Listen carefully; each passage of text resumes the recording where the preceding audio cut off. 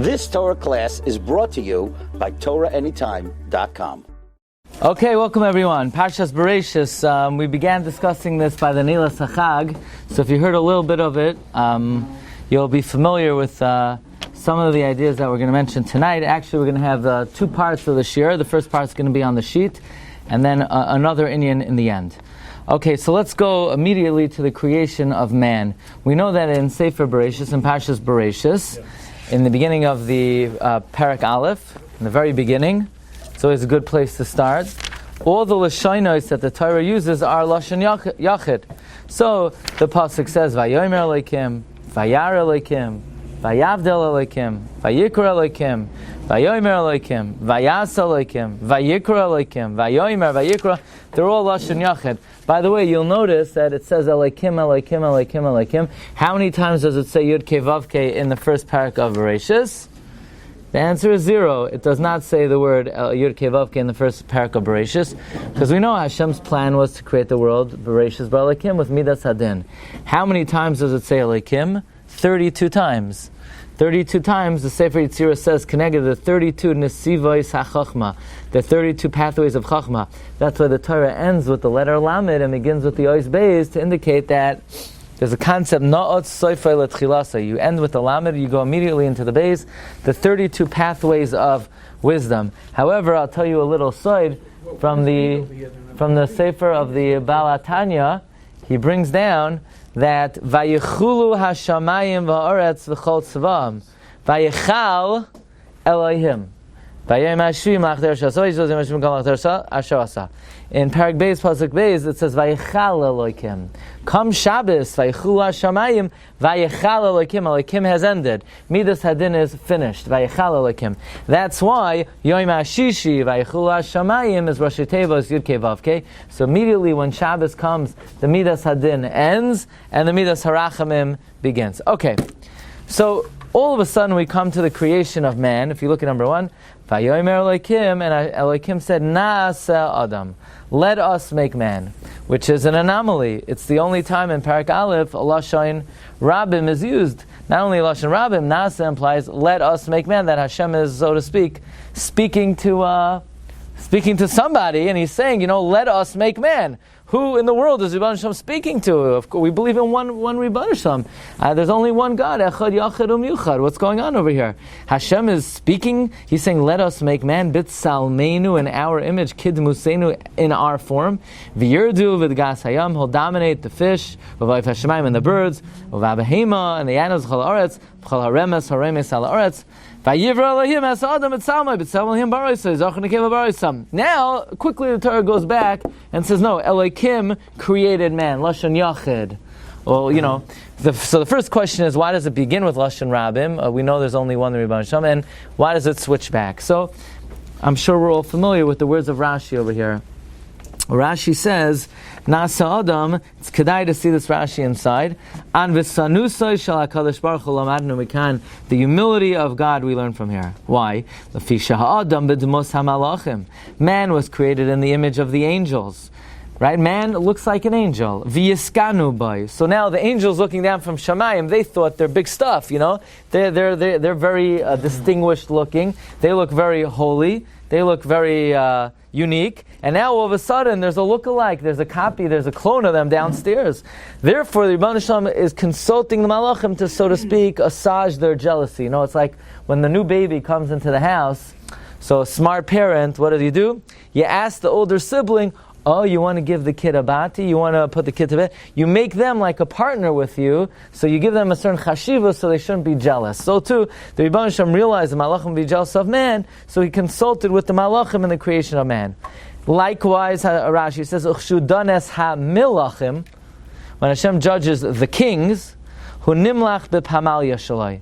He consults his retinue, right? Shekein matzinu ba'achav, we find by the king Achav, Shamalai Micha, the Navi Micha told Achav, Ro'isi es Hashem Yoshev al Kisai, I saw Hashem sitting on his throne, V'chol tzva Hashamayim oimed alav, and all the hosts of the heavens stand above him, Miminoi, on his right side, and Mismain on God's left side. And Chazal ask, what does it mean on God's right side and God's left side? God doesn't have a right and left side.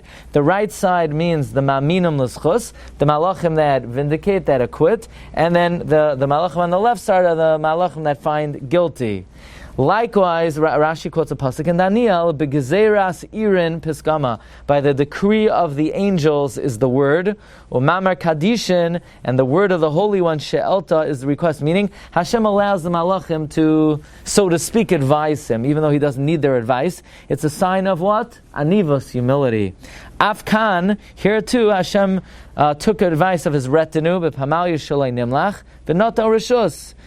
So Hashem, so to speak, like had to give an argument to the malachim and convince the malachim. You know why I should create man?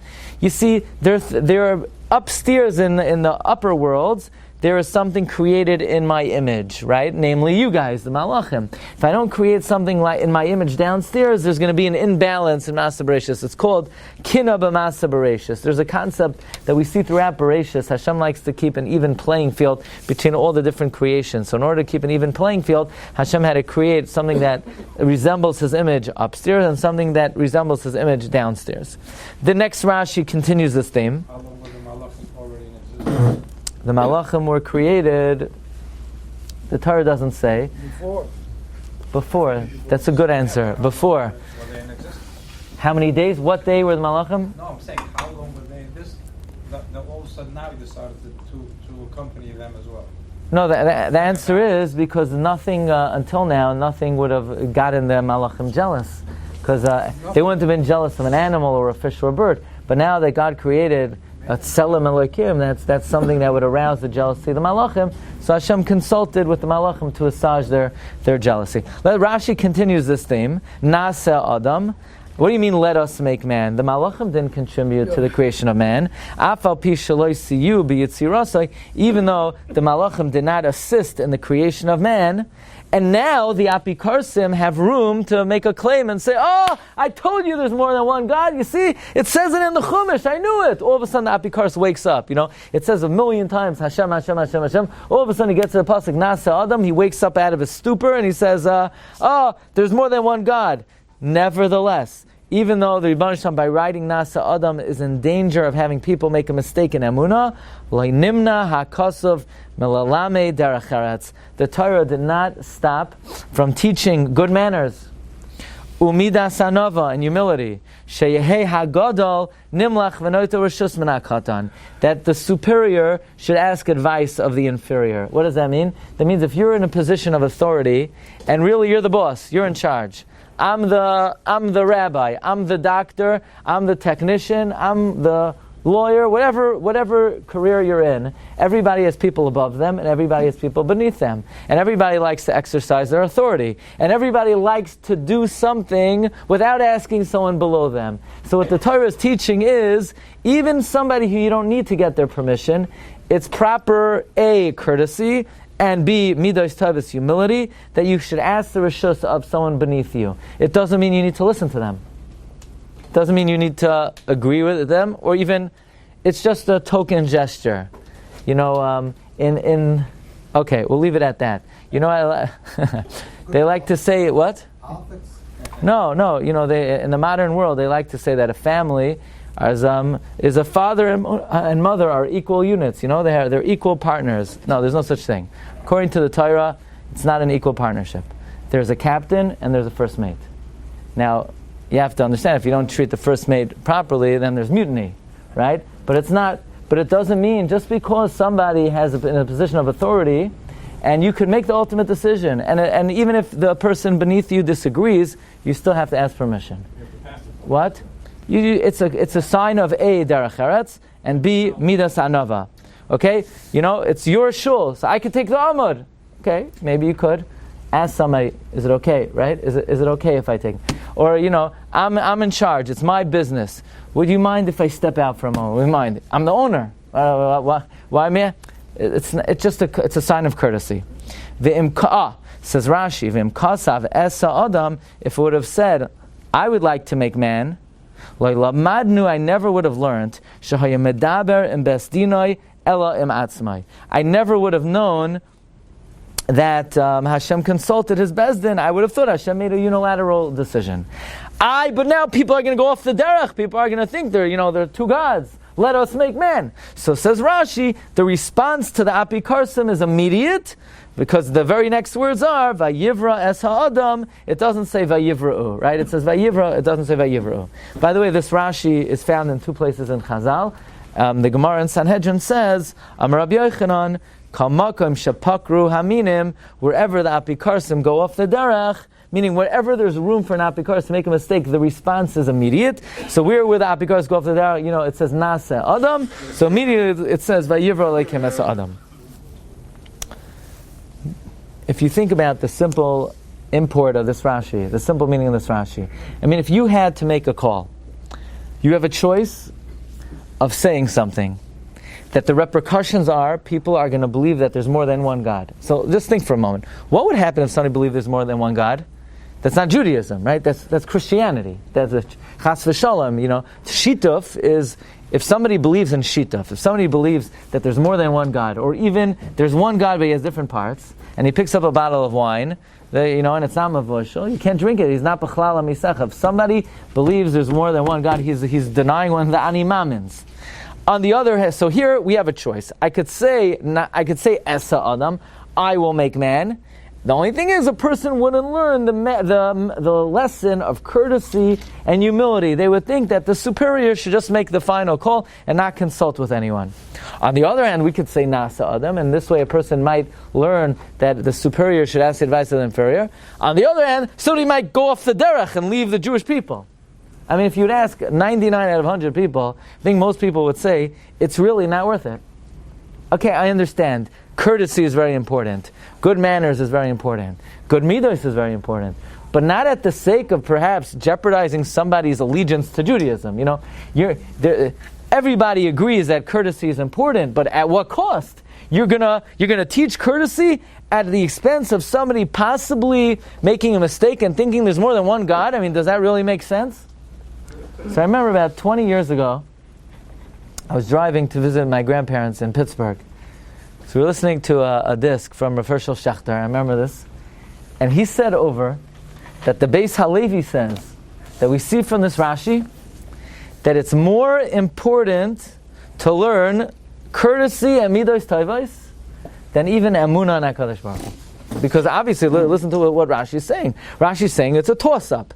The Rebbeinu Shem made a decision to teach midos tovos and to teach derech eretz at the expense of apikarsim, believing that there's more than one God. But it's kedai.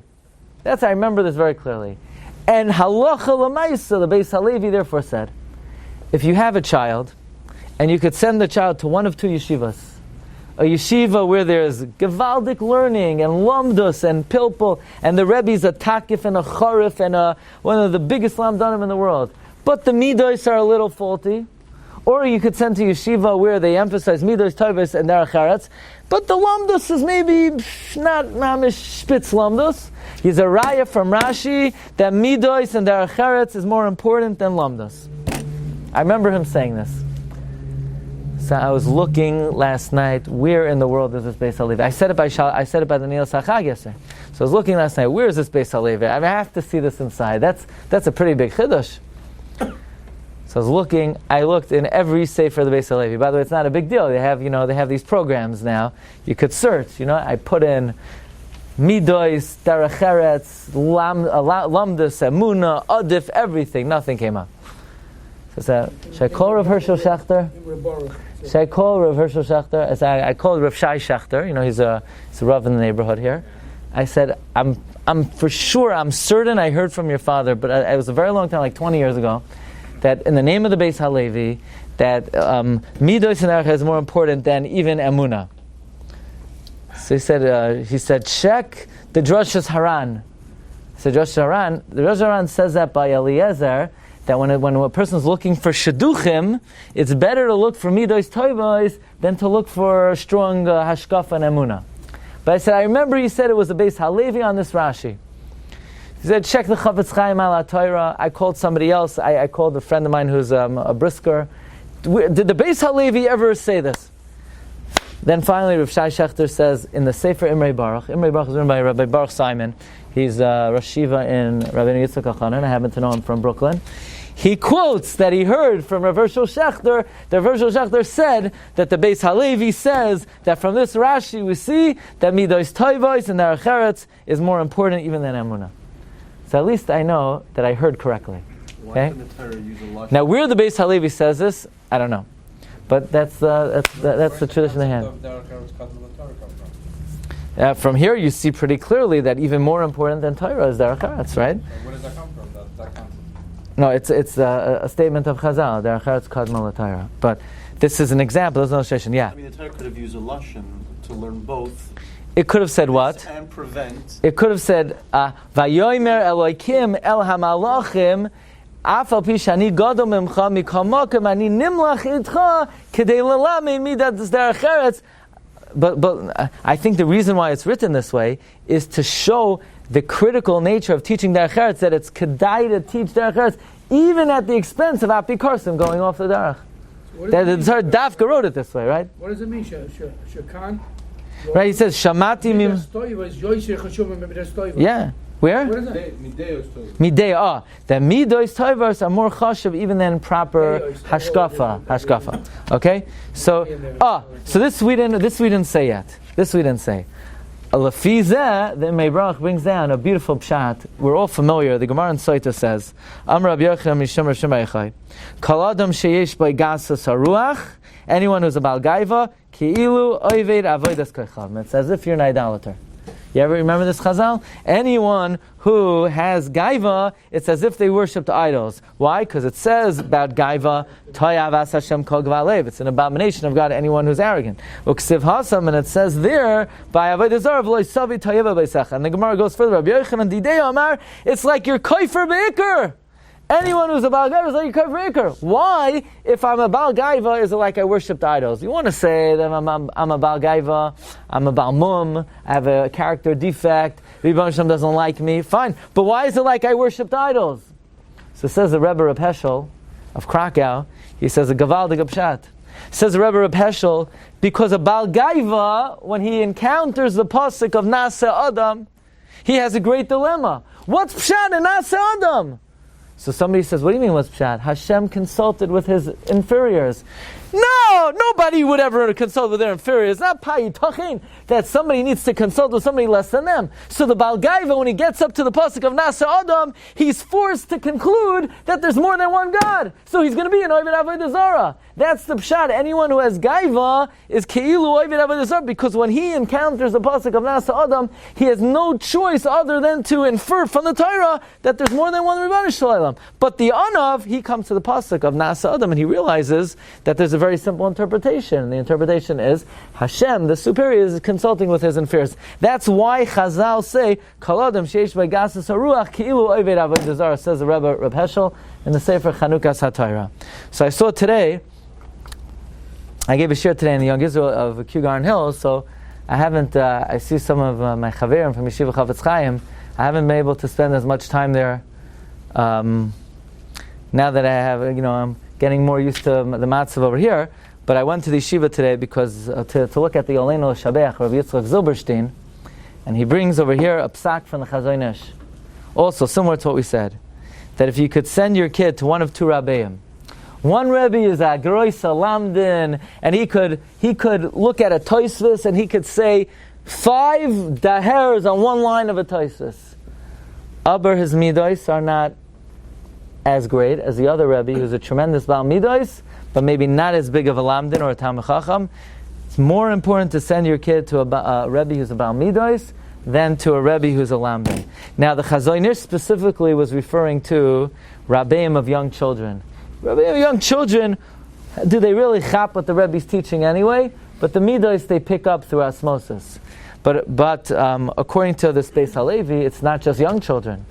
It was kedai for the Rebbeinu Shalom himself at the expense of chas v'shalom, a person having a faulty deya and emuna, it was kedai to teach a lesson in midos and derech eretz. Okay, Mar Rabbi say this is the first pshat in Rashi. I'm going to share with you 3 pshatim in Rashi. I think they're all very important. They're all very fundamental. But the first pshat is when you have a toss-up, what's more important, to teach a lesson in character and midos or teach a lesson in emuna? It's kedai to teach a lesson in character. Fine. Number 2. Yeah, it's true. One of the reasons the Gemara says in Yavamis why passing like Beis Hillel is, number 1, they always let Beis Shammai go first. They were Ne'elav. Okay. If you look at number 8, the pasuk says, "Vayitzav Hashem Elokim ala Adam leimar." Hashem commanded Adam, saying, "Mikol eitz hagan ochal tochel." You could eat from all the trees in the garden. So didn't the rule say that Hashem's name is not mentioned at all? Bereishis? Yeah, the Yud Kei Vav Kei. Yeah. So here it is. Where? Yeah. Right. Perik Aleph? Yeah, Parak Aleph, the Yud Kei Vav Kei does not appear. Vayitzav Hashem, here is Parak Beis, right, good. Vayitzav Hashem Elokim al Adam leimar, Hashem Elokim commanded Adam. So the Gemara in Sanhedrin brings the deya that the only thing Hashem commanded Adam not to do is don't worship idols. So exactly, how does that fit into the fact that the next words are don't eat from the Eitz Hadas? But that's the Shita Rabbi Yehuda. That Adam Rishon was not nitztave on the Sheva Mitzvahs B'nai Noach, only on Avodah Zarah. Which is a pele, comes the altar of Slabodka. And I'm not sure how often we feature the Sefer Arat Safan of the altar of Slabodka. Just a brief word about the altar. In my yeshiva, the altar of Slabodka is like the patriarch of the whole yeshiva system, the whole yeshiva movement. The altar of Slabodka was born in 1849. He was niftar in 1927. And he really, after the demise of the Volozhin yeshiva, he built up the central yeshiva at least in the Lithuanian world for Klal Yisrael. Almost all the Rosh Yeshiva in America of the last generation, almost all were Talmidim of the Alter Slabodka. Be it Yeshiva Ner Yisrael, Rav Ruderman, be it Yeshiva Chaim Berlin, Rav Hutner, be it Tar Vadas, Rav David Leibowitz, Rav Pam, be it the Yeshiva where I went, Yeshiva Chavetz Chaim, Rav Aaron Koller was a Talmud of the Alter Slabodka. So they would say that the Chavetz Chaim writes Svarim, and the Alter Slabodka produces Talmidim. And his goal in life was at a time in history when the Yeshiva Bachar had no honor, no distinction. In other words, somebody who would sit and learn was considered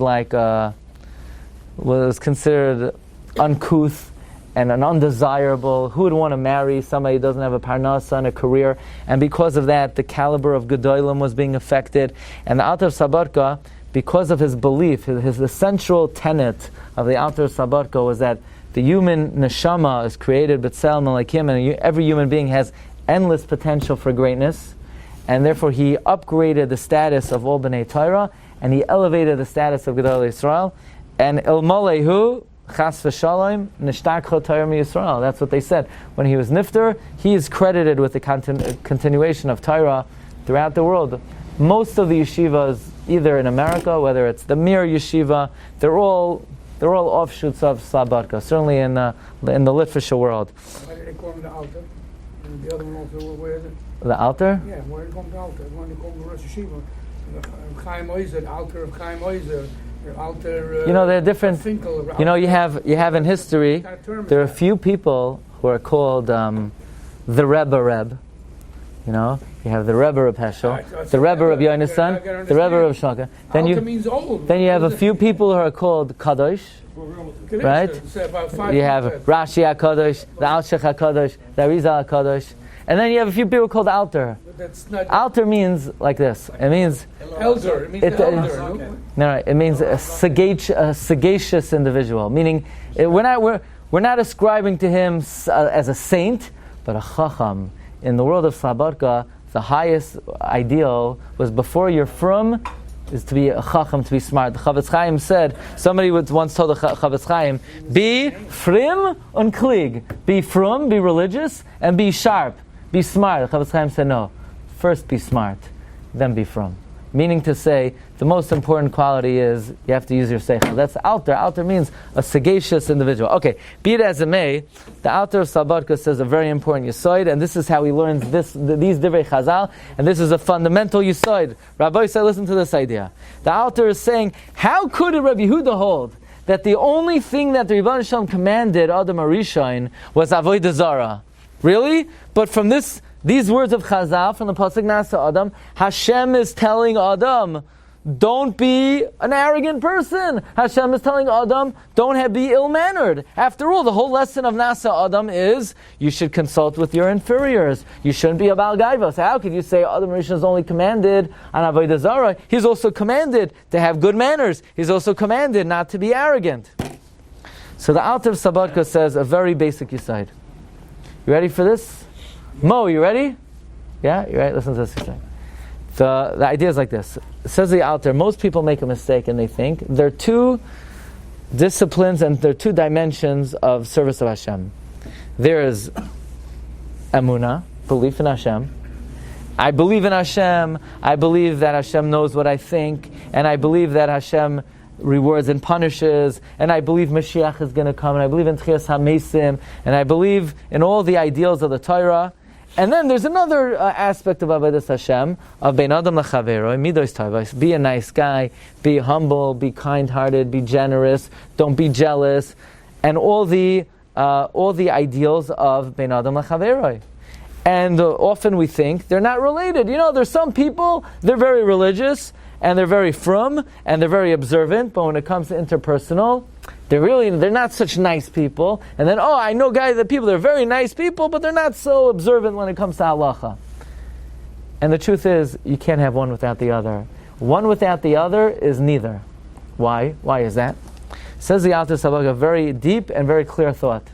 Let's say we ask a guy, do you believe in Hashem? He says, yeah. What's Hashem? When I daven and I pray, I'm turning to Hashem.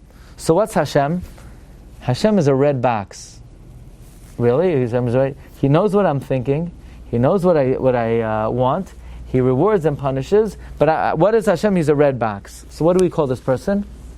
He's a kaifer bicker. What do you mean he's a red box? Hashem's not a red box. No, I mamin Hashem is a red box. So he's not bikaras. Hashem has no physical form. He's a kaifer and one of the Yud Gimel Ikram. Let's say a person says, I'm mamin in every word of the Torah, I just believe Hashem has eyes. That's how he sees me. So what do we call this person? He's a kaifer. He's a kaifer baker. Hashem doesn't have any physical component.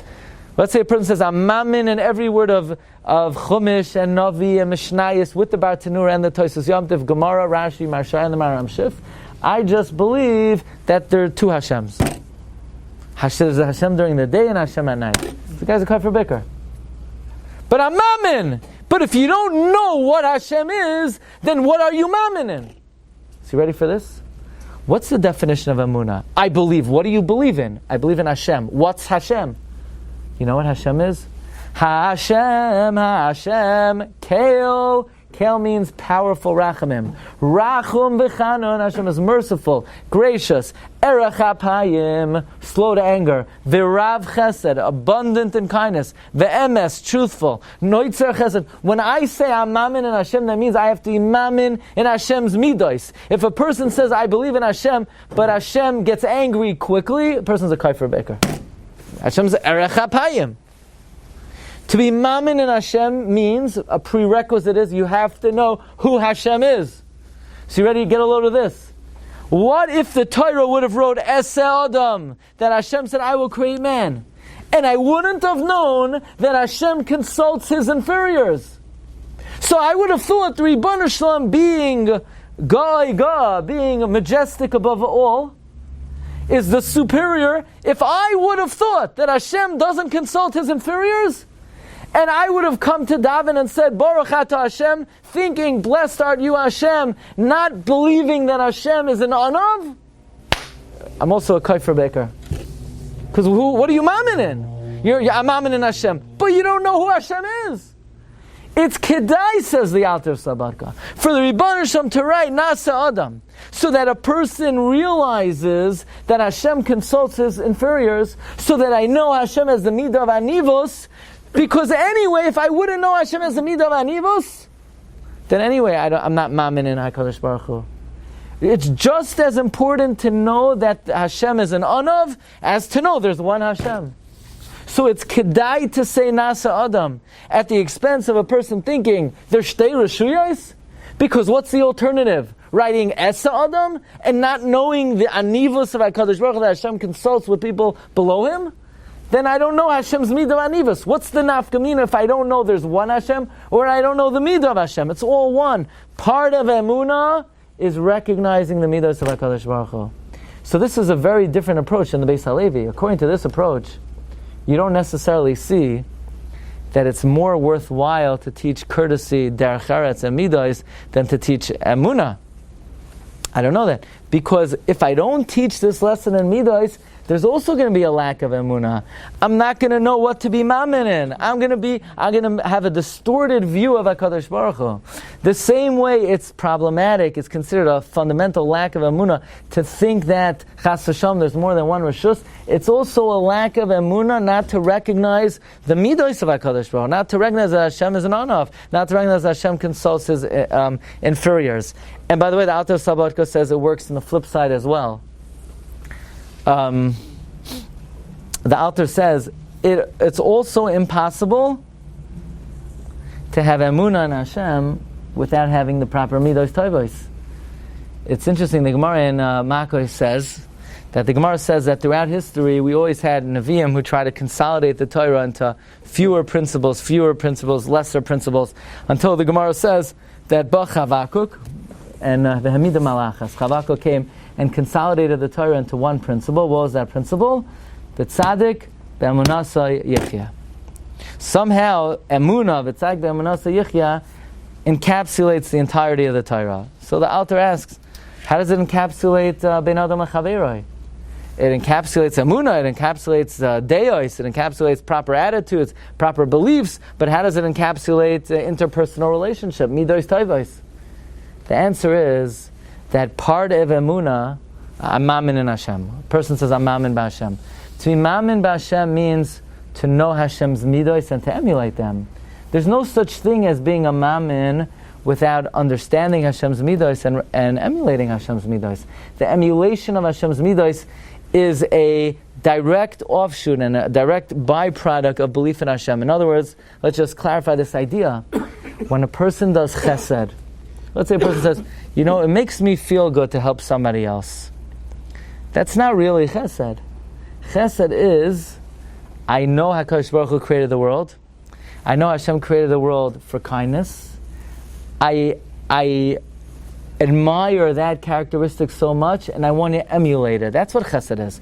So that type of interpersonal relationship is a direct byproduct of emunah. Emunah bears the fruit of midos tovos. So it really works both ways.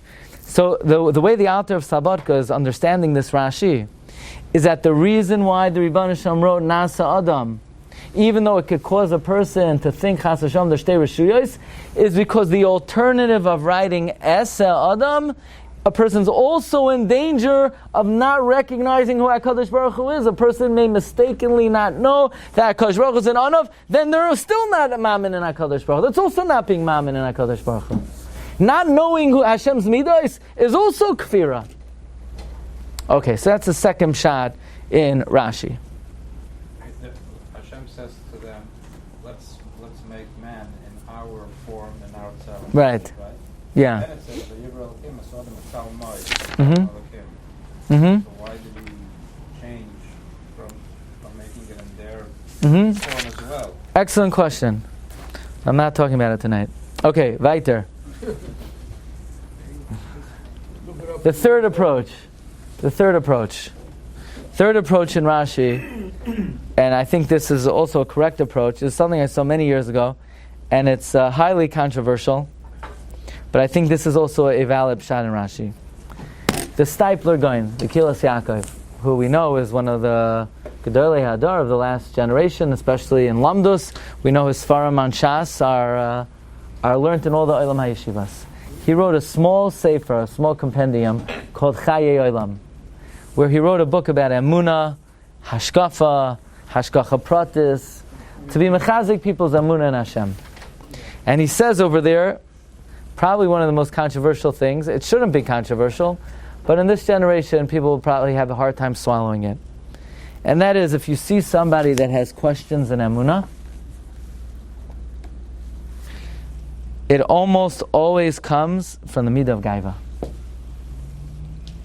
That all confusion in Emunah and questions in Emunah and unclarity in Emunah comes from the midah of gaiva. I would assume he means excluding somebody who experienced improper, let's say, treatment from a parent or a Rabbi. That's maybe a different story. That might be a inflicted chayli that was inflicted on the person. But a healthy person. When you see a healthy person that has questions at Emunah, why is this happening? How could such a thing happen? Says the Stipler, it's written in the Sfarim HaKadoshim. All sfeikos and all bilbulim in Emunah comes from the heart of a Baal Gaiva. Why? Say, well, what is Gaiva? I don't understand. Here you have a person, this is a number 15. He doesn't understand. Does Hashem know what's going on in the world? Does Hashem really reward and punish? Yesh din v'yesh dayan? So what does it have to do with Gaiva? He has a kasha in Emunah. He has a legitimate question in Emunah. No. Says the Stipler, because we know there's a concept that HaKadosh Baruch Hu says about the Baal Gaiva. Amar HaKadosh Baruch Hu, Ein ani v'hu yechoylin ladar ba'olam. Me and him, we can't be in the world together. So in other words, Hashem wants nothing to do with the Baal Gaiva. I once thought, there's a Rashi in Parshas Noach. Rashi says that of all the descendants of Adam, which one had the most children? Does anyone remember? Who had the most children of all the descendants? A man by the name of Yoktan. Rashi says he was maktin es atzmoi, and therefore he was zoichet to be mamid, a very big mishpacha. So people, I saw in a sefer in the Derech Sicha, people came to Reb Chaim Kanievsky for a skula for children. Reb Chaim said, work on the midah v'anava. Like that's a new one. That's a good one, right? Like anava, why is that a school that have children? So Reb Chaim said, it's a Rashi in Chumash. Yoktan had the most children because he was maktin as atzmai. So perhaps we could suggest, what's the reason for the skula? Because we know in order to have a child, it's a partnership. Right? The Gemara in Kedushin says, Shloisha shofim ba'adam. HaKadosh Baruch Hu avav imai. And we know that the Rebbeinu Shalom says about the Baal Gaiva, Ein ani v'hu yichaylim ladar ba'olam. I can't take this guy. Me and him, we can't be together in the same room. So if you want to become a partner with HaKadosh Baruch Hu, Hashem's only interested in becoming a partner with the midah v'anivos. Okay. Says the Stipler, someone who has the midah of gaiva, the Rebbeinu Shalom leaves them. Once the Rebbeinu Shalom leaves you, so memela, you're going to have questions. I don't see God. Where is God? The reason you don't see God is God left you. That's why you don't see. The reason why you don't have the intuition, what's emunah? Emunah is a conviction, an intuition. I know that there's HaKadosh Baruch Hu who runs the world and guides my life. But that's when the Rebbeinu Shalom is with you. But sometimes the Rebbeinu Shalom is not with the person, because the Rebbeinu Shalom doesn't want to have anything to do with the person. Why would that be? That says the Stipler. Someone who's a Baal Gaiva. The pasuk says, "V'ram levavecha, v'shachachta es Hashem." As soon as you become arrogant, you forget God. Therefore, says the Stipler, if somebody has sveikos in Emunah, don't go to a Kiruv seminar. What are you going to a Kiruv? It's not going to help. You could go to every expert. You could go to the biggest expert. You could see the codes of the Torah. You could go to Eshat Torah. You could go to Ar Sameach. You could go to gateways. You go to the best techniques and training centers for Kiruv. Your Emunah is not going to be any stronger. You know why? Because the Rebbeinu Shalom is not with you. Instead of learning Kiruv, open up Mesilas Yesharim and learn Anivos. And then the Rebbeinu Shalom will come back to you, and all the questions will dissipate, says the Stipler. And now this is, not only is this a chidush, says the Stipler, it's baduk umenusa bebirur gomor. It works every single time. Hafla v'fella. You go tell this to, a questioning teenager, Again, I'm not saying this is true about every single person and every single situation. Some people are dealt certain challenges and they have nisyonos. But this is what the Stipler writes. Based on this yesod of the Stipler, let's come back and maybe there's a new reading on this Rashi. Let's think about what Rashi's saying. The Rebbe Shem had to make a decision. The Rebbe Shem had a toss-up. Should I write Naseh Adam? And now a person might come to questions in Emunah, but at the very least they're going to learn the Midah of Anivos. Or should I write Esa Adam? And people won't have questions in Emunah, but they're not going to have the lesson in courtesy and Anivos. So it could be, again, different than the Beis HaLevi. It's not that humility and derech eretz are more important than Emunah. It's just very simple. What do you want the Rebbe Shalom to do? He should write Esa. Then you're not going to learn the Midah of Anivos. So Chas v'Shalom, then you're in danger of having the Midah of Gaiva. If you're in danger of having the Midah of Gaiva, then your whole Emunah is going to be in jeopardy anyway. It's more kedai to teach a limud in Anivos. Your Emunah will be much more secure teaching a lesson in humility than on the flip side, teaching there's one God, but being in jeopardy of becoming a Baal Gaiva, and then the whole Emunah is in question. So maybe that's another way of reading the Rashi. So it comes out, I think there's three legitimate ways to read the Rashi. The first way is the way the Beis HaLevi reads the Rashi, that actually Midos and Derech Eretz are more important than Emunah. The second way to read the Rashi is that if you don't know the Midos of Hashem, then weiter, you still don't have the proper Emunah. What are you mamin in? Are you mamin in a real HaKadosh Baruch Hu? You have to be mamin that Taka, HaKadosh Baruch Hu is an Anav. And then the third way of reading the Rashi is that it's not that Midos Tovos are more important than Emunah. But if you don't have the Midos Tovos, your Emunah is in jeopardy. Then you can have Chas v'Shalom, Sveikos and Emunah. So I think these are all three very important lessons. Number one, look, according to the way the Beis HaLevi reads Rashi, look at to what extent the Rebbe Shem is willing to go to teach a lesson in Midos. Even Chas v'Shalom, to jeopardize someone's Emunah, it's kedai to teach a lesson in Midos Tovos. On the other hand, it's also important to realize that part of Emunah and HaKadosh Baruch Hu is knowing Hashem, understanding Hashem. That's not just part of Limud HaTorah, that's part of Emunah and HaKadosh Baruch Hu. And then third of all, I think this is a very important limud, that I think we all know the importance of humility.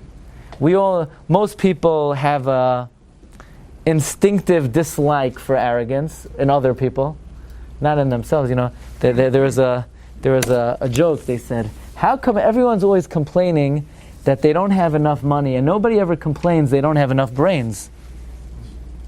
It's a very deep joke, by the way. Yeah. So the same. Nobody likes gaiva in other people. In themselves, people are able to be soivelet. And then, so we tend to think that humility is just a nice midah, but to realize that it's an essential midah to have a relationship with HaKadosh Baruch Hu, to recognize HaKadosh Baruch Hu, for Rebbe Shem to be close to a person, the midah of Anivos is critical. Let's end off with number 16, the Igeras Ramban. The Ramban writes, and we'll end with this, when a person accustoms themselves to humility, to be in shame of others, to be in awe of other people, then the Shechina is shoira on a person, the ziv kavayda, and the splendor of the honor of the Shechina, v'chaye olam haba. Okay, Rabbi say, we will hold it over here. Shkach everyone for coming. Bezos Hashem. Next week, same time. You've just experienced another Torah class brought to you by TorahAnytime.com.